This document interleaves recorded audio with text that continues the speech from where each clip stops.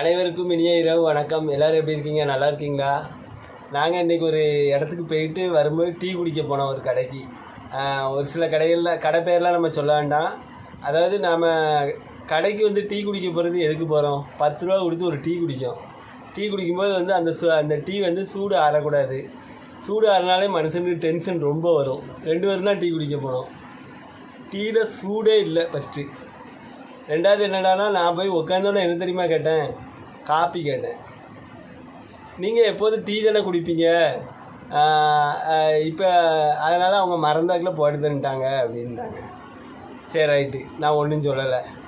நீங்களாம் எப்படி முடிவு பண்ணணும் நான் டீ தான் குடிப்பேன்ட்டு? இல்லை, எனக்கு அந்த விஷயம் புரியல.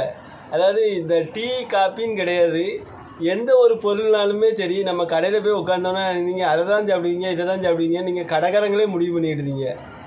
அதாவது ஒவ்வொருத்தருக்கும் ஒவ்வொருத்தருக்கு பிடிச்ச மாதிரி சாப்பிடுவாங்க, சரியா? அதெல்லாம் கொஞ்சம் வந்து யோசிங்க.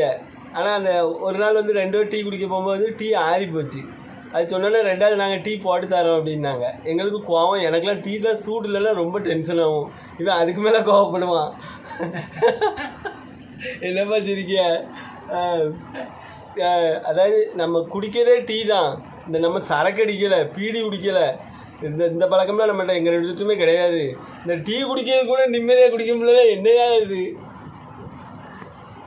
நாங்கள் சொல்லுதுன்னு தப்பாக நினைக்காதீங்க. ஏன்னா எங்கள் மனசில் உள்ளதை சொல்லுதோம். ஏன்னா நம்ம டீ குடிக்க வரவன் 1000 பிரச்சனையில் வருவான். ஒவ்வொருத்தன் ஒவ்வொரு பிரச்சனையில் வருவான்.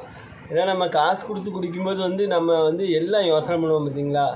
சரியா? வீடியோ தொடர்ந்து பாருங்கள். வீடியோ பிடிச்சா லைக் பண்ணுங்கள், கமெண்ட் பண்ணுங்கள்.